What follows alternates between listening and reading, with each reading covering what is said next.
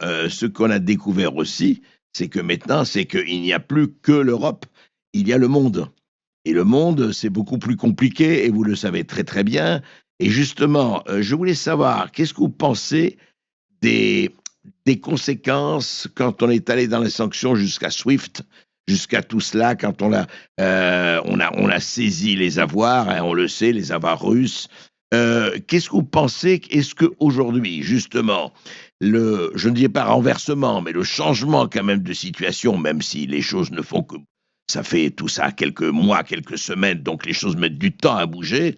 Est-ce que quand même on n'est pas en train de revenir? Je vais être très précis. Nous savons, nous, je dis, qu'en achetant du pétrole à l'Inde, nous achetons du pétrole russe raffiné en Inde, par exemple. Hein, et nous achetons aussi, d'ailleurs, du gaz de schiste aux États-Unis, alors que chez nous, en France, nous n'avons pas le droit d'explorer le gaz de schiste. Donc, est-ce qu'il n'y a pas une gigantesque hypocrisie économique, en tout cas au moins dans tout ça? Mais bien sûr. Mais vous savez, on a vécu une époque qui est, à mon avis, terminée, quand l'Occident pensait qu'il y a l'Occident, il y a bon, l'Europe, les États-Unis et tout le monde entier, tout le reste. Hum. Aujourd'hui, c'est pas le cas. C'est pour ça que la Russie est toujours se prononce sur la scène internationale pour le monde multipolaire et pour le respect qui manque aujourd'hui d'ailleurs aux Européens, pour le respect à l'histoire, à la démocratie, à la, si vous voulez, des différentes modalités Oui. des systèmes politiques dans des différents pays. Donc, on ne donne pas de leçons, par exemple, aux Africains, comment ils doivent bâtir leur système, soit démocratique ou pas démocratique, mais ce qu'on leur propose, c'est la coopération économique. Et d'ailleurs, aujourd'hui, l'Europe dépend entièrement des États-Unis au niveau de gaz et du pétrole. C'est très important et ça Oui. aura des conséquences non seulement sur la vie quotidienne des gens, mais aussi sur la politique européenne. On ne peut pas être tellement dépendant et, par exemple, mener sa propre politique sur la scène internationale. Oui, c'est tout le problème, effectivement, que c'est très bien de l'indépendance politique, mais qu'est-ce qu'elle veut dire sans indépendance économique? Et effectivement, le problème est posé. C'est pour ça que je voudrais arriver peut-être à Piotr Tolstoï, à l'état présent et surtout à l'état futur, le futur immédiat, encore une fois. Euh, Est-ce qu'au fond, on ne risque pas, très bien pour les uns et pas pour les autres. Est-ce que franchement, vous ne pensez pas aujourd'hui à un certain accord de Yalta 1943? Est-ce qu'il ne va pas y avoir effectivement un nouveau partage? Et je voudrais juste rappeler quelqu'un, un compatriote à vous. J'ai lu Alexandre Douguine. J'ai lu un article passionnant d'Alexandre Douguine sur le fait que nous arrivons, vous savez, il y a eu là, depuis 45, hein, c'est vrai que c'est un bouleversement du monde, enfin, à mon avis personnel. 45, c'était la guerre froide USA-URSS.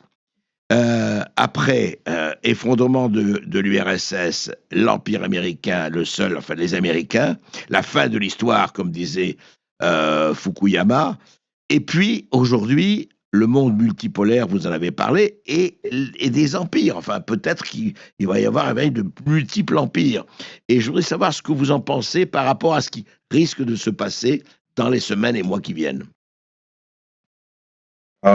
Quand vous dites risque de se passer, cela dit que Non, c'est pas risque, ce n'est pas pour dire c'est dangereux. Hein. Risque, c'est qu'est-ce qui non, se passe au je veux niveau, voilà. dire Oui. tout à fait, la nouvelle Yalta est possible, mais pour la nouvelle Yalta, il faut que tous les partis du conflit Hum, euh, réalisent où ils sont dans ce conflit. Et hum. on voit que, par exemple, l'Europe n'a pas compris encore qu'elle a perdu dans ce conflit, dans Vous cette, pensez que l'Europe a perdu, définitivement? tout à fait, oui, j'en suis sûr et certain. Voilà. D'accord. Non, mais c'est votre opinion. C'est la faute de l'Europe, mais c'est aussi, si vous voulez, la responsabilité des Européens qui, Hum, depuis les décennies, ils ont voter pour les produits politiques qui ne sont pas des leaders politiques, mais qui représentent des intérêts des différents groupes financiers. Donc aujourd'hui, c'est les fruits de cette politique qu'on voit. Alors, au-delà de l'Europe, comment, enfin, un Yalta ou un nouveau Yalta ou autre chose, comment, à votre avis, ça risque de redistribuer les cartes? Ça risque, encore une fois, quand je dis risque, c'est pas parce que je suis contre, mais comment ça va se redistribuer, à votre avis, là? Bah, je sais pas, moi, je fais pas partie des négociations dans la sphère mais je crois que par plusieurs reprises, la Russie a proposé à discuter la sécurité aux États-Unis et à l'Europe aussi, la sécurité du continent, la sécurité du monde entier. Oui. Donc, il s'agit peut-être de nouveaux contrôles sur les armes nucléaires. Il s'agit peut-être des zones de l'influence de telle ou telle puissance mondiale. Mais c'est marrant parce que, en fait, quand aujourd'hui, de l'Europe, on voit les négociations entre les Américains et la Russie, on dit, voilà, les Américains, ils ont trahi les principes, etc. Et on ne dit pas que c'est les premières négociations entre les deux puissances mondiales après la fin de la guerre froide. Oui, c'est vrai, c'est la première fois, enfin, c'est la première fois depuis donc plus de 35 ans, quoi. Tout à fait. C'est bien ça. Et justement, en fait, vous avez aujourd'hui quand même incontestablement on verra ce qui va se passer, on va pas faire de voyance ni de futurologie, mais il y a incontestablement un changement de paradigme très fort aux États-Unis. Donc tout ça. Et alors c'est intéressant parce que aujourd'hui, vous savez, dans les médias, on dit oui, Trump, c'est intéressant, je vous fais réagir là-dessus, je ne sais pas si vous l'avez vu. Oui, Trump est en train de trahir l'Occident, il va tout livrer à Poutine, il va le laisser faire, parce que Poutine, c'est l'homme du temps long, Trump, c'est l'art du deal du matin au soir, il est là. Donc, et un jeune homme politique français qui a été d'ailleurs très ironisé par la porte-parole du gouvernement américain, a dit « Il faut que l'Amérique nous rende la statue de la liberté puisque elle s'est mise du côté des tyrans. » Rendez-nous la statue de la liberté. On vous en a fait cadeau. On vous en a fait cadeau. Mais apparemment, vous la méprisez. Alors elle sera très bien ici, chez nous. C'est intéressant. Oui. Oui. Mais encore plus intéressant, c'est la réponse de porte-parole de Trump à ce jeune homme. Il a dit que cet politicien français ne doit pas oublier que si il n'y avait pas des Américains, aujourd'hui, il parlait allemand. C'est vrai. Et je peux dire la même chose pour une autre moitié de l'Europe, que s'il n'y a pas la Russie et dans la Deuxième Guerre mondiale, aujourd'hui, non seulement les Tchèques ou les Croates, mais aussi les Français parlaient allemand. Est-ce que ça a été choquant pour vous, Piotr Tolstoï, pour vous et un certain nombre de vos compatriotes, que la Russie n'ait pas été invitée au 4e anniversaire de la libération du camp d'Auschwitz? Bah, vous savez, pour nous, c'est tout à fait dans cet paradigme de hystérie anti-russe qui continue aujourd'hui en Europe. Et c'est la même chose. C'est quand on, par exemple, démolit les cimetières des soldats russes en Pologne où ont été morts 600 000 soldats. Donc, on a éliminer tous les cimetières de ces soldats russes parce qu'ils sont déjà morts, ils ne peuvent pas résister à ces vandalismes. Donc, c'est les tentatives de réécrire l'histoire, en fait, c'est dangereux plutôt pour les pays qui le réécrit, parce que c'est ça qui fait après cette rupture de la compréhension et la rupture avec la réalité qui amène à les défaites géopolitiques si importantes qu'aujourd'hui subit l'Europe. Ouais. Et c'est en tout cas, c'est quiconque oublie l'histoire est condamné à la revivre, disait quelqu'un. Juste un mot. Vous avez dit aussi, j'ai pas cité dans la télévision, vous avez dit aussi que il y a une notion aussi que vous avez évoquée dans certaines interviews de la décadence de l'Occident en général et de l'Europe en particulier. Qu'est-ce que vous avez voulu dire par cette décadence? Est-ce qu'il y a quoi, une sève qui est partie, une envie de... C'est quoi cette espèce de perte de sève vitale presque, enfin, selon vous? Mais vous savez, c'est l'absence de leaders forts en Europe.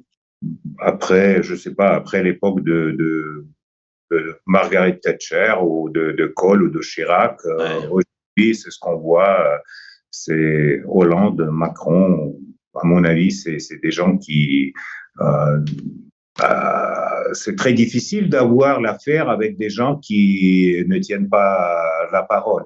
C'est l'absence de l'expérience politique et l'idée de cette légèreté historique, parce que leur mandat, c'est pour 4 ans, 5 ans, et après, ils passent leur retraite en travaillant comme le manager de Citibank américain. Ils reviennent au privé, etc. C'est la porte ouverte.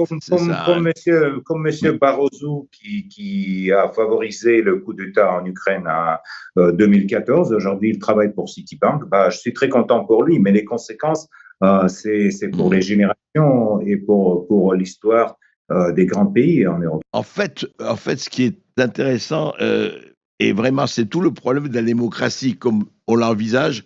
Vous dites effectivement la durée c'est important. Je parle de la durée du pouvoir. Effectivement, un Poutine ou un Medvedev ou un autre, on le voudrait bien pas.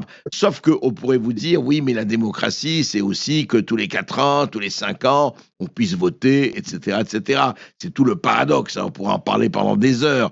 Mais effectivement, le problème, on voit très bien. Regardez, Trump est obligé. Il se demande si dans 2 ans, il n'aura pas un Sénat, une chambre des représentants avec une majorité démocrate. Alors, il espère que non, bien sûr.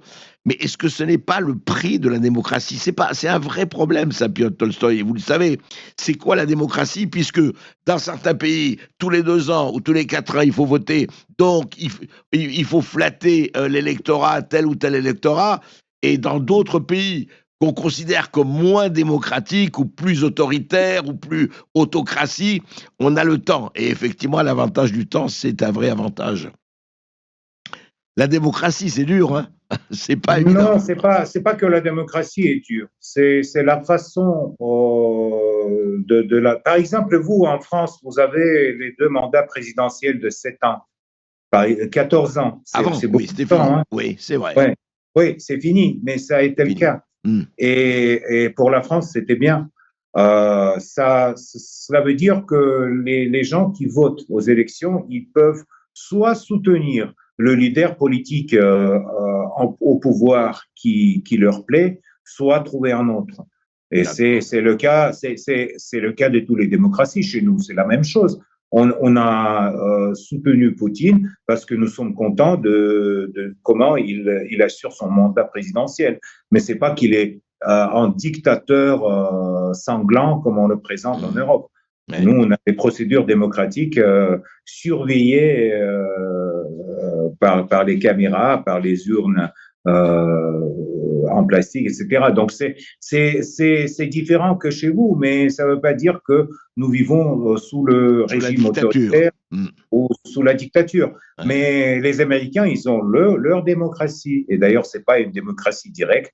Comme vous le savez, le président américain n'est pas élu par les citoyens. Sauf cette fois-ci, il a eu la majorité populaire. En même temps que la majorité des grands électeurs. Oui. Tout à fait. Mais cela dit que Trump, par exemple, il a peu du temps. Il se dépêche parce qu'il peut du temps. C'est pas non seulement sa façon de faire les deals du matin au soir, mais cela dit, politiquement, chaque politicien occidental a le temps de son mandat. Macron aussi, c'est terminé. Monsieur Scholz en Allemagne, c'est terminé. Donc, on voit que durant les 4 ans, un politicien en Europe, il arrive à faire 15-16 déclarations pour expliquer pourquoi l'économie est en baisse. Et c'est tout. Oui, si ça ne lui laisse pas beaucoup de temps. Il n'y a pas cette. Mais Piotr Tolstoï, je suis content. Je suis content, je veux dire. C'est amusant que vous ayez dit Macron, c'est terminé. Vous savez qu'il a encore jusqu'en 2027, hein, entre parenthèses. Mais pour nous 2 ans, c'est rien. C'est rien. Ouais. On a des siècles devant nous. Mais c'est ça. Ça c'est la manière, effectivement, d'envisager le temps long et le temps court, et c'est absolument passionnant. Bon, mais vous venez bientôt en France ou pas? Pour le moment, vous venez pas, alors? Non, pour le moment, je ne viens pas. J'attends que la France vienne en Russie. Bon, ben écoutez, je pense qu'on peut quand même espérer, vraiment, après tout cela, que les choses se calment. Et en tout cas, on voit très très bien que, comme vous avez dit, il y a la nécessité, il y a le hasard, mais il y a la nécessité. Et puis, il y a, je crois, effectivement, vous savez, le réel frappe à la porte, la réalité frappe à la porte, et on le voit maintenant, honnêtement, y compris en Europe, elle est en train de frapper à la porte. Maintenant, est-ce que les gens vont l'entendre? Ici, ils vont ouvrir les portes et les fenêtres? C'est ce qu'on verra. J'espère bien, j'espère bien. Vous savez, c'est étonnant, mais tout ce que j'ai dit dans des interviews précédentes à des médias français, à BFM, etc., finalement, ça s'est passé. J'ai dit que les sanctions, ça va peser sur l'état de la classe moyenne en Europe. C'est déjà fait. Quand on m'avait demandé, est-ce que vous avez peur de Charles Leclerc? J'ai dit, on va tout brûler, et on les a brûlés en Ukraine. Les soldats français sur le sol, alors j'espère que ça marchera jamais, mais si ça marche, tant pis. Oui. Et donc, aujourd'hui, on a avec vous un petit espoir que l'Europe va freiner un peu et s'arrêter dans cette hystérie anti-russe. Et peut-être un jour, on verra que les relations... Mais pour ça, à mon avis, il faudra encore 5 ans ou 10 ans. Donc, vous pensez que ça va prendre encore 5 ou 10 ans?